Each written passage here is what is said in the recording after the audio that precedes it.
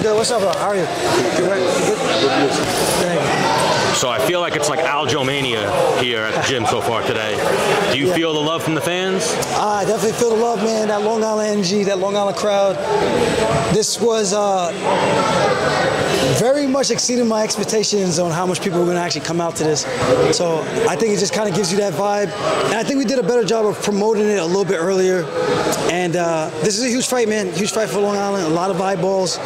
I think people want to see what they're in store for. It's going to be a good fist fight, man. So definitely thank all the Long Island people for coming out to support. Some people from Connecticut, Penn State. Really cool, man, to see the support for people driving all the way out here just to be a part of this moment. And I can't wait for August 19th. Oh, yeah, it's gotten bigger. Your open workouts have gotten bigger with each one I've seen. Yeah. This one's definitely topped them.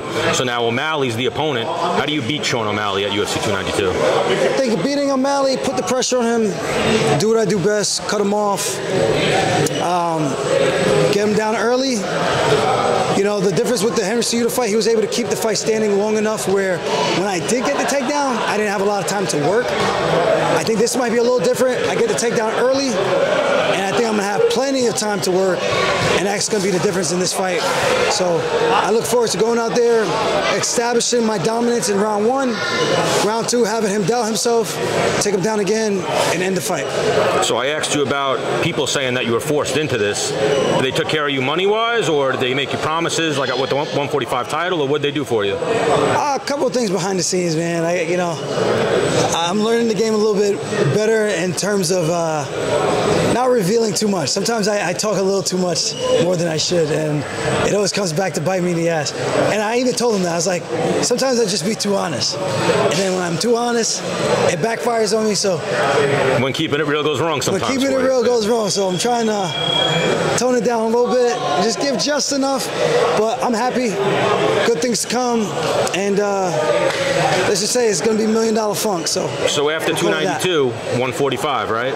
That's the plan. How 45. long do you think it takes you to get up there? I know you said you want to take a little bit of time. To get to 145 is going to be overnight. That ain't hard to do. Well, not John Jones. You're not taking 3 years off, right? No, you're going to 6 months, a year? I think at least 6 months.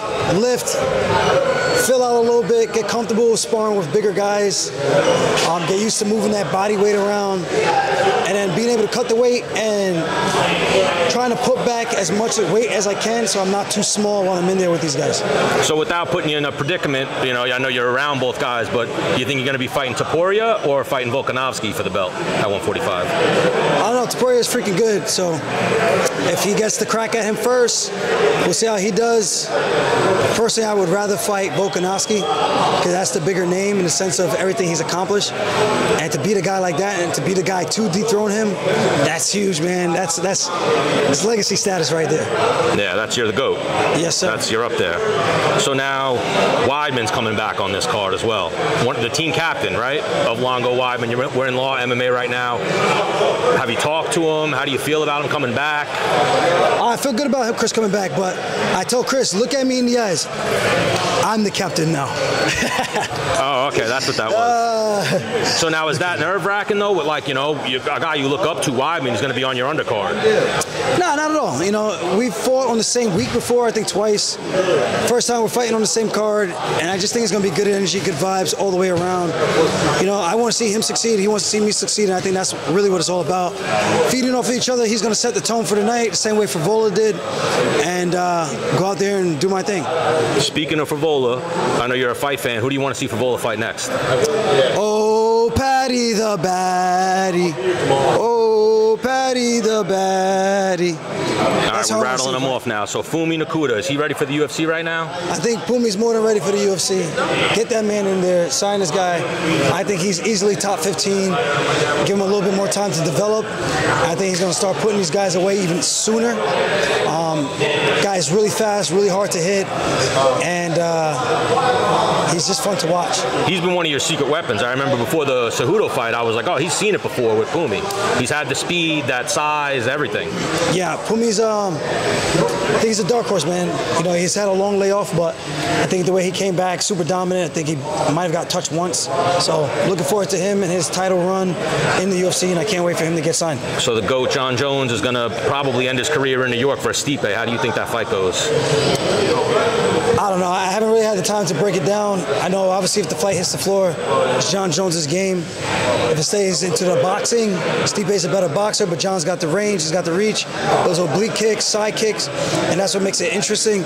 He's more of a kickboxer where he uses a lot of devastating elbows and knees, and Stipe is more of a boxer, so we'll see how the fight goes. I know you're out in Vegas now. You're training in the same gym as Francis Ngannou.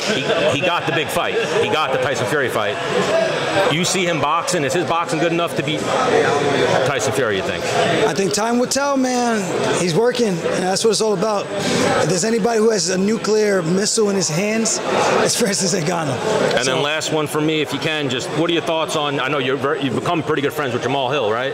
Yeah. What are your thoughts on his little back and forth with Ariel? And do you feel like MMA media needs to be a little bit more respectful with how they talk to fighters? Definitely MMA media should be more respectful with the way they talk to fighters, because that ass can get clapped. Well, that's what he said. Me and Ariel, we'll be in the same room someday. So. Yeah. So it's one thing to talk the way you talk on camera, it's another thing to talk behind the camera when no one's around. So I haven't really followed the whole thing. It's a lot of drama. I don't know who's wrong in this situation, but I do know if you talk tough and people talk tough back to you, you kind of got to answer for those words. So that's all I'm going to say. Oh, for sure. Thank you, Aljo. And still, brother. And still. Let's go.